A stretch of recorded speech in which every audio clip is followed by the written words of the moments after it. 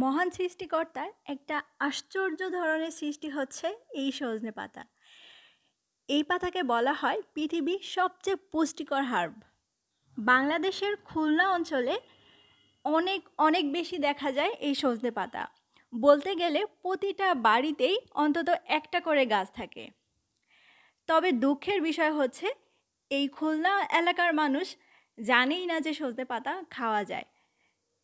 সজনে পাতার গুণাগুণের কথা যদি আমি বলতে যাই তাহলে ভিডিওটা অনেক বেশি বড় হয়ে যাবে। যতই বলবো ততই কম বলা হবে। এক কথায় এটাকে বলা হয় অলৌকিক পাতা।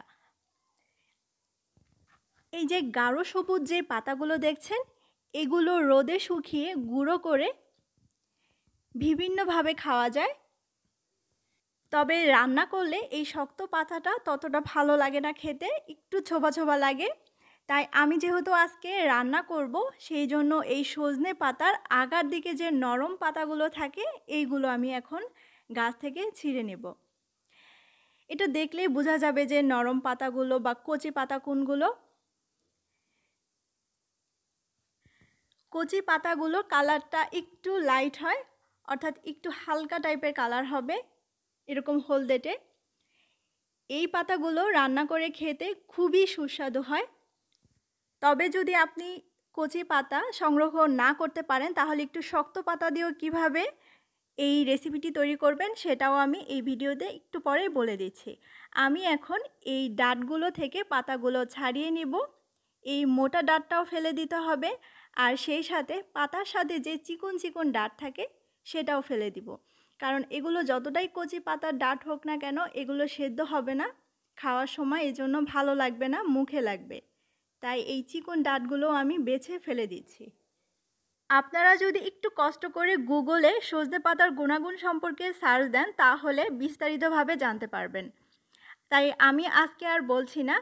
পাতাগুলো কিন্তু অনেক বেশি পরিষ্কার হয়, তাই এগুলো এত বেশি ধোয়ার প্রয়োজন পড়ে না, একবার দুইবার ধুয়ে নিলেই হয়। আমি পাতা ধুয়ে একটা হাঁড়িতে নিয়ে নিয়েছি। এখানে আমি পেঁয়াজ এবং রসুন কুচি দিয়ে দিচ্ছি অল্প করে, সেই সাথে দিচ্ছি কাঁচামরিচ আর একটুখানি লবণ দিব। তবে আমি আগে যে বলেছিলাম যদি একটু শক্ত টাইপের পাতা নেন তাহলে এই পর্যায়ে আধা কাপের মতো বা 1 কাপের মতো পানি অ্যাড করে দিবেন। এই পাতাগুলো যেহেতু অনেক কচি তাই এগুলো আর সেদ্ধ করার জন্য অতিরিক্ত পানির দরকার হবে না।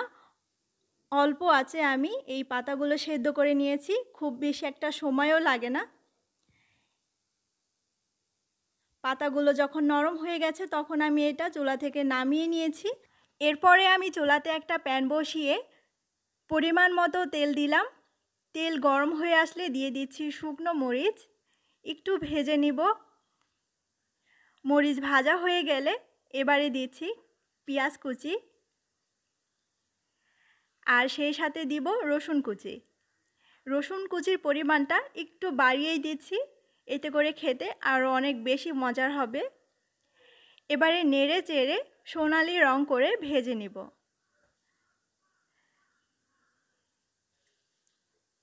এরপরে আমি এর মধ্যে সেদ্ধ সজনে পাতা দিয়ে দিলাম। তারপরে সব কিছু একসাথে একটু নেড়ে চেড়ে মিশিয়ে নিতে হবে, আর ফাইনালি লবণটা চেক করে নিতে হবে। ব্যাস, আর কিছুই করতে হবে না, একদম রেডি এগুলো ভাত দিয়ে খাওয়ার জন্য। কতটা যে মজার হয়েছে আমি মুখে বলে বোঝাতে পারবো না। আমার কাছে খুবই ভালো লাগে, আমার অনেক প্রিয় একটা খাবার। আপনারাও ট্রাই করবেন এই সজনে পাতার ভাজি, খুবই খুবই ভালো লাগবে। আজকে এখানেই বিদায় নিচ্ছি। আসসালামু আলাইকুম।